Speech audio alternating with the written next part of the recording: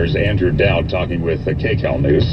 Typically in a fire situation like this where we have a wind-driven fire, it is very possible and probable that the fire may spot to different areas. So part of what our strategy is to use our aviation assets to monitor where those spot fires may be and send in our ground resources to start to extinguish them. Took 5 hours out there to stop the forward progress. More on the weather forecast coming up after traffic, 7:05. Susie Jessup, Downey Hyundai Traffic Center. You know, these closures change by the minute, honestly. And a couple hours ago when I spoke to Lost Hills Sheriff, they were telling me that Malibu Canyon was open, except for between Civic Centerway and PCH. Now, wait, thankfully, Tipster Bobby from Malibu just checked in, and she heard the report. And this was, I directly spoke to an officer at Lost Hills, and again, things change, and he told me things change. She said, southbound side of Malibu Canyon, she had told someone that they could get through, and they did. They were able to get through with 2 checkpoints and showing proper ID. But then her husband left to go to the valley, and he was going from Malibu to the valley, and they would not let anybody in on the northbound side of Malibu Canyon. So again, it looks to be that Malibu Canyon southbound is open with proper ID for residents, but even residents are not going to be able to access Malibu Canyon. Getting out of Malibu to the valley, you're going to have to, if you're in western Malibu, if you're in the Colony, if you're in Pepperdine, you're going to have to access Canaan, because Topanga Canyon remains closed between Mulholland and PCH.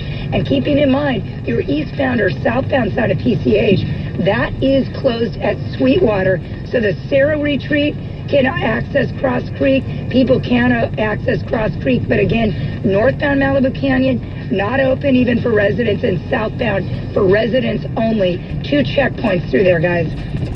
All right, Susie, thanks. Getting some pretty strong gusts over the tops of, some of the mountains, the high elevations, but for the rest of us, I guess we can call it a so far so good this morning. Let's talk to the Weather Channel and meteorologist Jeff Marr. Yeah, you're right. Fortunately, the wind's not nearly as strong as what we experienced last Tuesday of last week, but we still have some very dry conditions. Relative humidity levels dropping as low as 8 to 15%. You combine that with these gusty easterly and northeasterly winds at times, any fires that were to pop up would be able to spread rapidly today. So that's why that PDS red flag warning's in effect from today until noon tomorrow. We also have high wind warnings in effect till noon tomorrow. Some of these higher gusts you get up in elevation potentially near 60 or 65 miles per hour across portions of the San Gabriel Mountains, and also western portions of the Santa Monica Mountains heading over to Ventura County, and also across portions of the Flying Quarter. So we'll keep you updated. I'm driving to a job that is pretty much like right in the middle of the triangle of the 3 biggest fires. So I don't know how the traffic's going to be once I get closer. I still can't smell it. I can see all this. I can see the smoke. I can see how it's all up in the air. I'm sure you can see it. You can see that big fucking layer. But I don't smell it.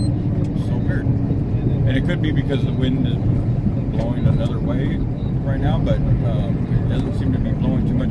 They're warning for like 30 to 70 mile an hour winds until tomorrow. I don't know. It could be fear mongering.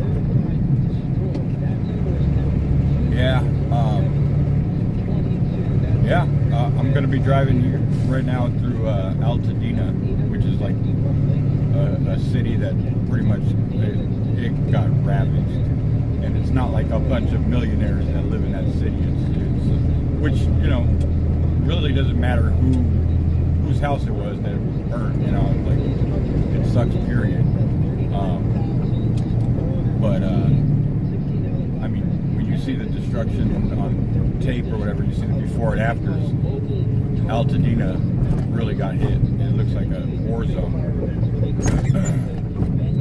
But this fire does not come anywhere near the Paradise fire, which I was, I actually went out there and helped with the aid or the recovery or whatever, and preventing illnesses and stuff like that from spreading from people that were in the FEMA camps. But that fire final death toll on that was 85. We're not even close to that. Hey, Kat, how you doing?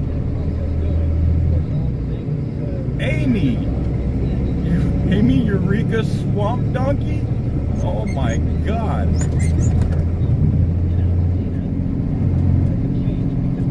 Good to see everybody. Good to see everybody. Hopefully everybody's doing good.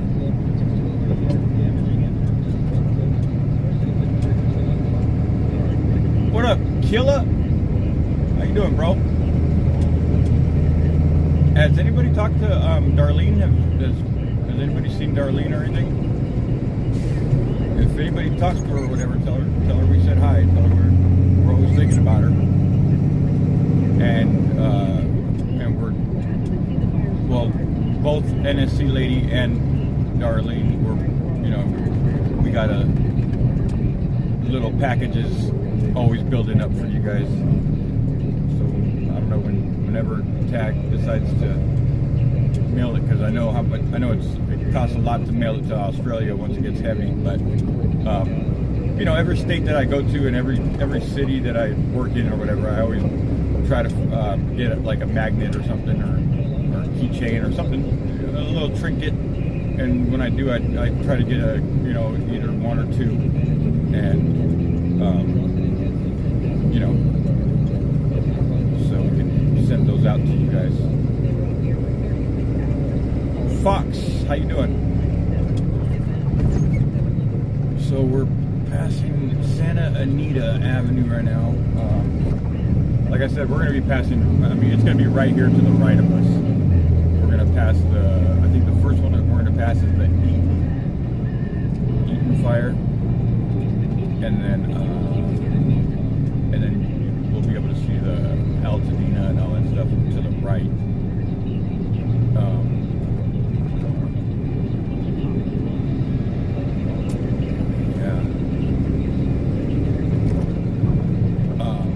But like I said, this fire is not nearly as destructive structure-wise as it was in Paradise, California, back in 2018. I just think it's kind of weird how these fires were so similar to each other.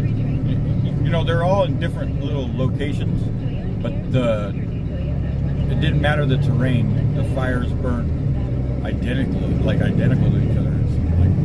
I'm not sure how I can explain that to you guys without showing you screenshots, but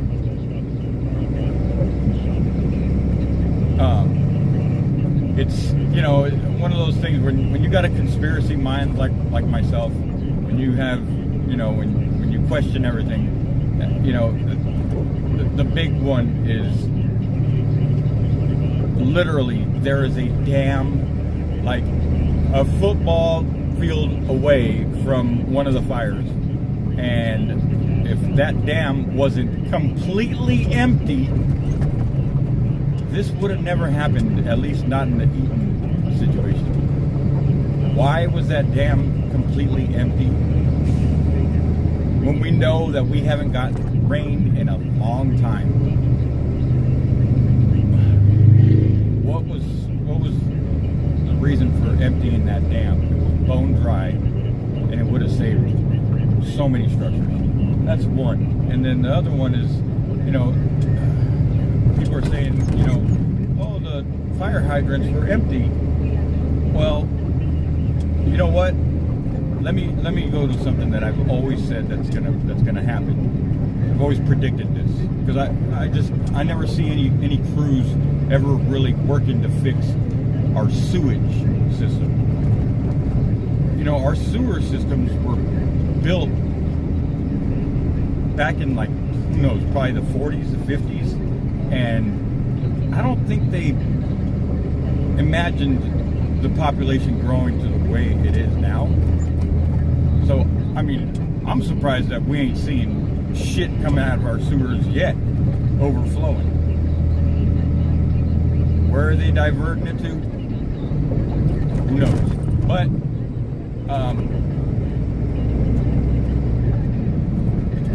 sometimes you'll see in New York City where it's like a literally a manhole, which is like a steel plate for access to get down into the sewers.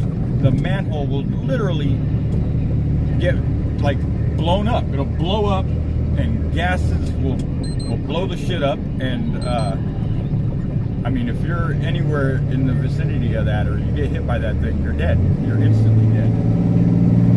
But that's not what my what my concern is. My concern is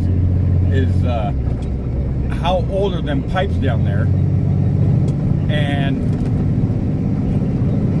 I mean, eventually it's gonna be too much. I think, but I don't know.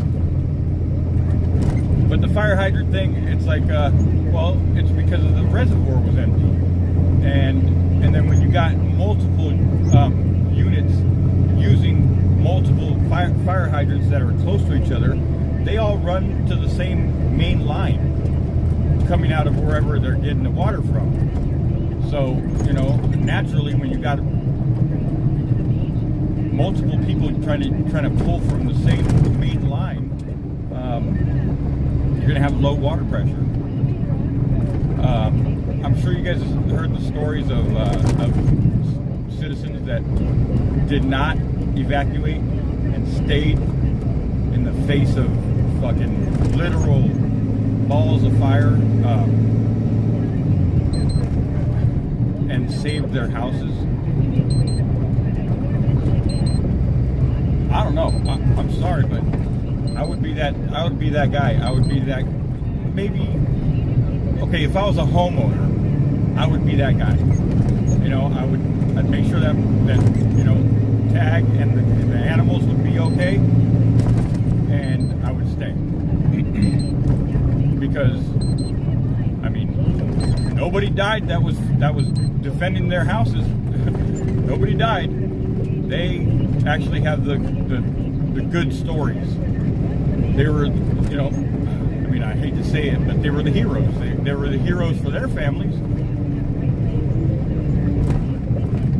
And then I heard so many stories that were legit, like on newscasts or whatever, where people were saying, oh, we saw some guys, well, there's a video of some dude getting out of his car, going to the back of his car, getting a 5-gallon, the fuel tank or gas can full of gas, and like they're in the middle of gridlock traffic, people trying to get out of the city, and this dude grabs that bottle and fucking throws it right into the fire. Now, was he afraid of like his car blowing up because he had extra gas in there? Did he forget that he's sitting on a gas tank? I don't know. Or was he trying to fan that fire and make it burn even more? I heard about that. I heard about some firefighters caught some homeless people trying to light fires. Like homeless people were probably like, you know what? Fuck you guys. If I don't have a house, then fuck you guys. You don't need to have a house. I don't know. Look at it. It says Eaton Canyon right here, natural area, and that's what the fire is called, the Eaton Fire.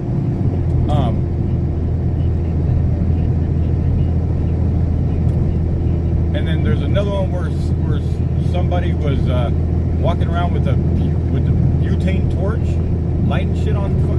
Like, I've never heard so many stories of people seeing somebody trying to start a fire and them not detain that person or whoop that person's ass, or like they were just watching them do it. And then you have all these. Okay, you got to understand that LA, in these little cities in LA, the streets are so damn narrow. It's fucking crazy. Almost goes back to what I was just talking about the sewage. When they built those streets, they didn't think that big ass trucks like mine right now, like this big ass fucking 26-foot box truck, or F-250s and dualies, are gonna be trying to share the same road with people going the opposite way. So they fucked themselves. So people had to abandon their cars like they did in Paradise. And then when emergency crews were trying to get through, there was nobody there, and they didn't leave their keys in their cars, so they had to bring in a bulldozer. And literally, there's video of bulldozers just fucking plowing through people's cars.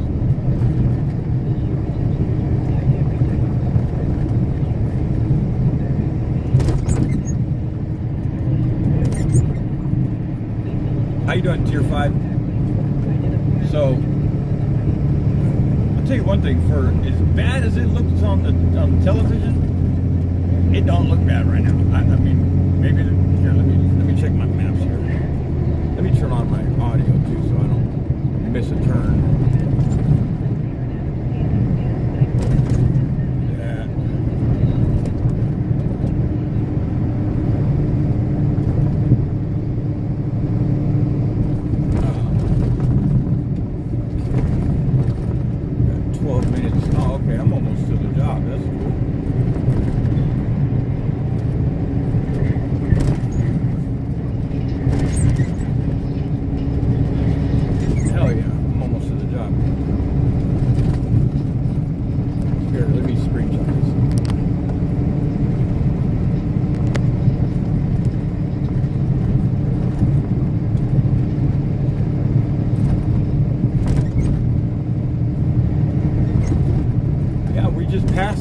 Fucking Eaton fire, and I didn't see any burnt hills or nothing.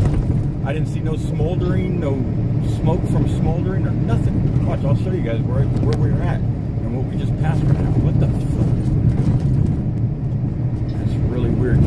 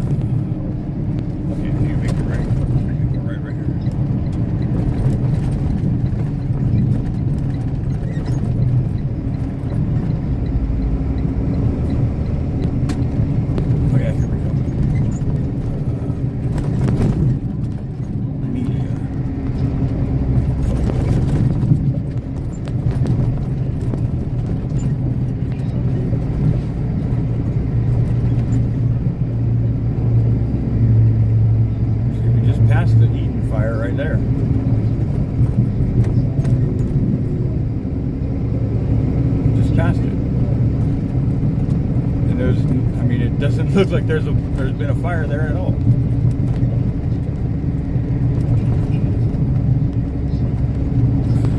Anyways.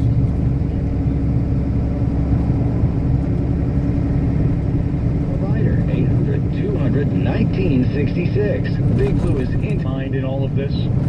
Are these pilots? Have you seen that are dropping the fire retardant stuff, and then the water, obviously, But it's not just the dropping it. For me, what I'm consumed with are the pilots, guys, girls, I don't know who they are, that fly these big-ass planes, right?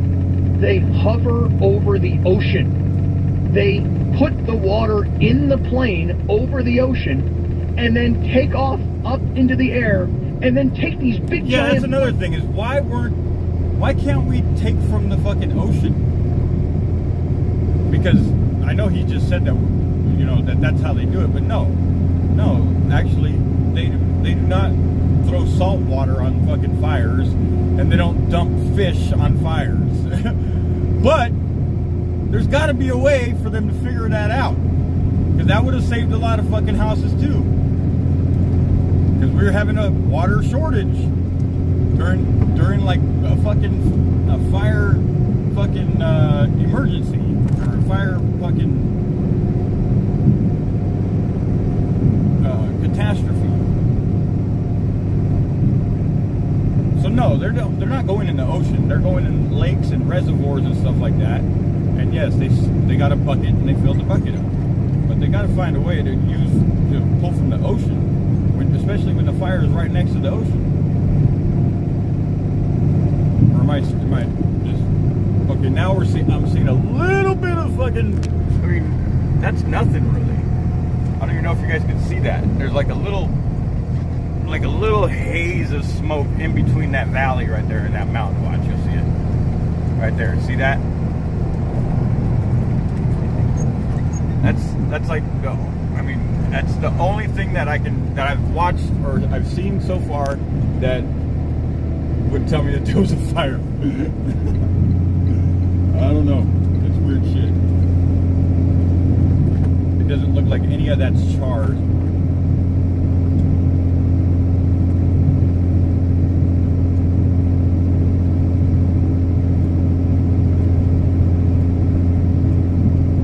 But damn, I'm early to the job here.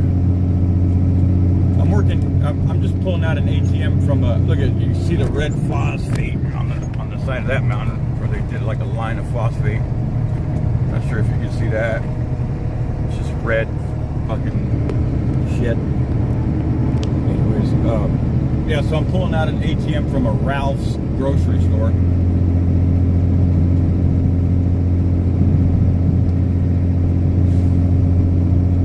And then probably taking it back to warehouse, I don't know.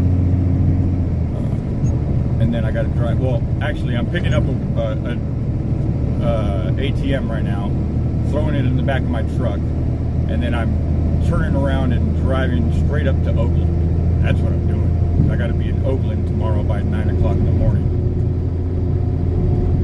The Rose Bowl is over here to the left. Felix, how you doing? Some nice houses up here to the left. It's so funny. I was listening yesterday to that dude, Professor Dave or whatever his name is. He's the guy that's like that. You know, he's the globe guy. He fucking debunks all the flat earthers and shit like that. Look at all these emergency vehicles coming the other way.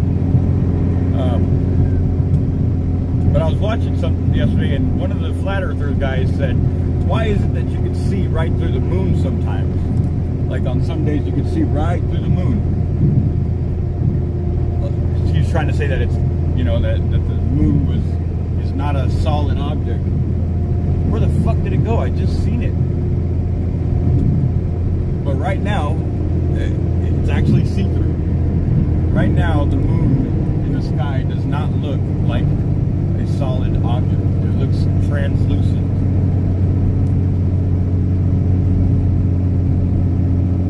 Yes, looks clear. Exactly. Who can explain that? And are you just going to explain to me by saying all this fucking bullshit jargon? I don't know. That dude, Professor Dave, is so fucking annoying to me.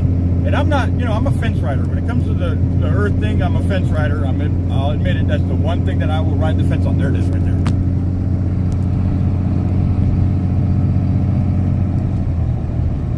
Okay? Look at that. That is not a solid object, because I know you guys probably can't see it through the phone, but when you're looking at it, literally, you could see some texture to it, but you can see right through it. Like you can see the sky on the other side of it.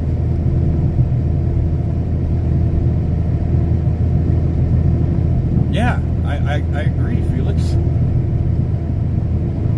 But this guy, Professor Dave, you know how he gets people is like, when somebody starts trying to make a point, he'll say, what's the definition of what's the definition of heavy? What's the definition of up? What's the, it's just so stupid the way he tries to trap people.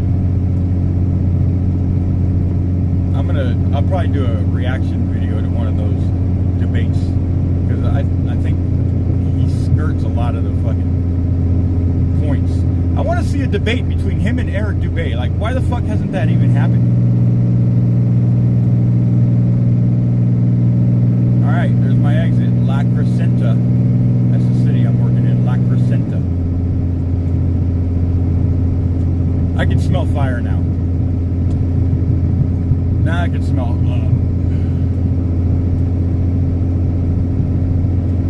yeah. It smells like wet fucking pavement. It sounds like Agent 19. The Shill Network just got exposed faking a trip to Antarctica. Oh yeah. Who was that? Look at all these emergency vehicles coming this other way. I wonder what happened. See them?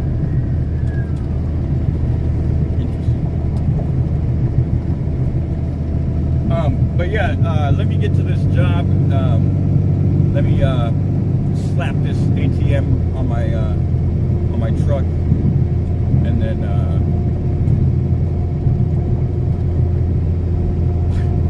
we'll see how long it's going to take for me to get to Oakland. It'd be nice for me to find a little lake or something. I'm fucking itching to fish. I haven't fished in like 4 or 5 days. It's like, oh. So yeah, I will shut it down for now. Again, look at that moon. It's right in front of you. Right in front of us, right there. I'm sorry, but that is not a solid object. More emergency vehicles. Well, more cops is really what it is. Oh, Jaron, I know who that guy is, yeah. Those guys are all the fucking... A lot of these flat earther guys are fucking shills, bro. They're government agents, bro, pretty much. They've done deals. And they tell, you know, what they're doing is they're making the real flat earthers look fucking crazy. That's the people that they like to highlight, is the dumb fucks. But anyways, y'all have a good day.